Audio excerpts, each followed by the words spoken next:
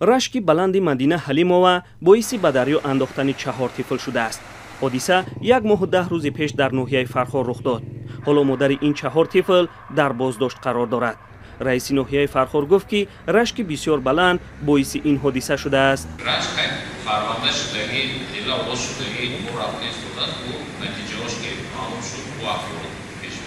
баъди ин ҳодиса танҳо дар Фархор Мақомот ба 20,000 хона сар задаанд. дар ин комиссия намояндаи пулис, кишоварзӣ ва бахши кор бо занон шомил буданд. муовини раиси вилоят 2 ҳодисаи дар вилоят рухдодаро нанговар хонд.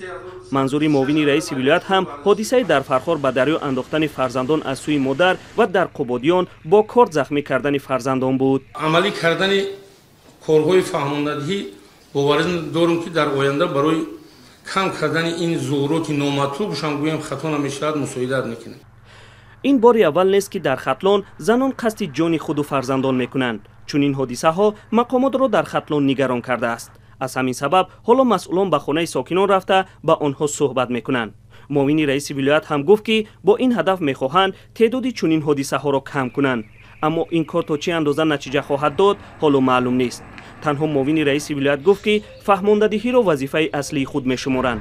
ҳоло Мақомот дар Хатлон нисбати Юлдуз Бозорова ва Мадина Ҳалимова яке фарзандонашро бо корд захмӣ ва дигаре дар дарё партофта буд парванда боз карда ҳардуяшро боздошт намуданд. дар вилояти Хатлон гуфтанд ки инҳо барои аъмолашон ҷазо хоҳанд гирифт.